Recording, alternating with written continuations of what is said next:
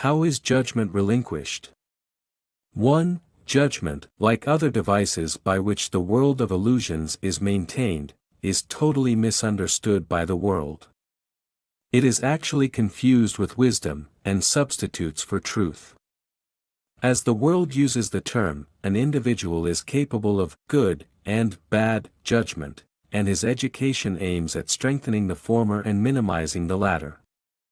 There is, however, considerable confusion about what these categories mean. What is good judgment to one is bad judgment to another.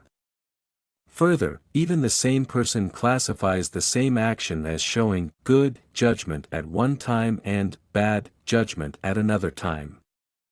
Nor can any consistent criteria for determining what these categories are be really taught. At any time the student may disagree with what his would-be teacher says about them, and the teacher himself may well be inconsistent in what he believes. Good judgment, in these terms, does not mean anything. No more does bad. 2. It is necessary for the teacher of God to realize, not that he should not judge, but that he cannot. In giving up judgment, he is merely giving up what he did not have. He gives up an illusion, or better, he has an illusion of giving up. He has actually merely become more honest. Recognizing that judgment was always impossible for him, he no longer attempts it. This is no sacrifice. On the contrary, he puts himself in a position where judgment through him rather than by him can occur.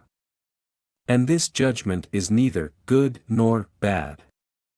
It is the only judgment there is, and it is only one. God's Son is guiltless, and sin does not exist. 3. The aim of our curriculum, unlike the goal of the world's learning, is the recognition that judgment in the usual sense is impossible. This is not an opinion but a fact.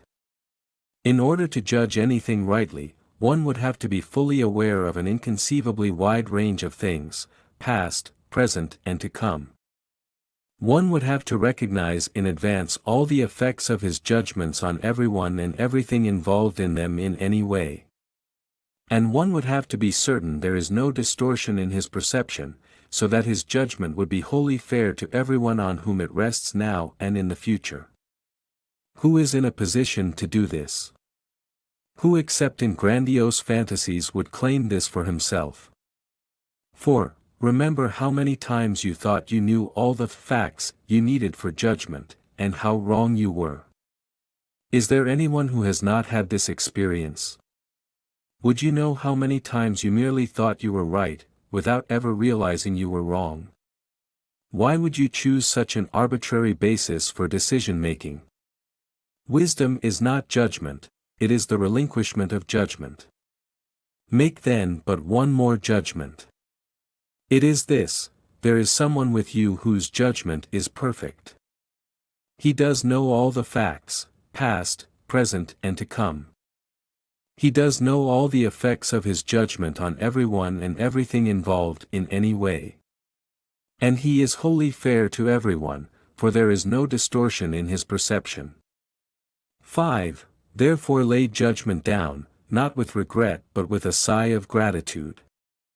Now are you free of a burden so great that you could merely stagger and fall down beneath it. And it was all illusion. Nothing more.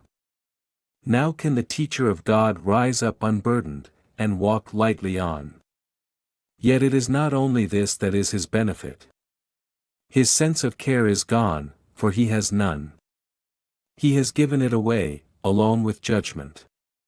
He gave himself to him whose judgment he has chosen now to trust, instead of his own. Now he makes no mistakes. His guide is sure. And where he came to judge, he comes to bless.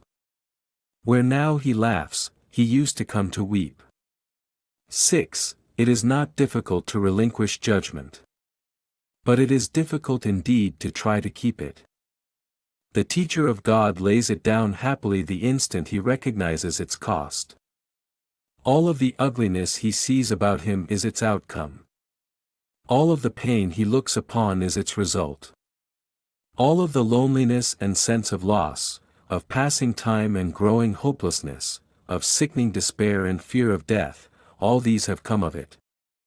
And now he knows that these things need not be. Not one is true. For he has given up their cause, and they, which never were but the effects of his mistaken choice, have fallen from him. Teacher of God, this step will bring you peace. Can it be difficult to want but this?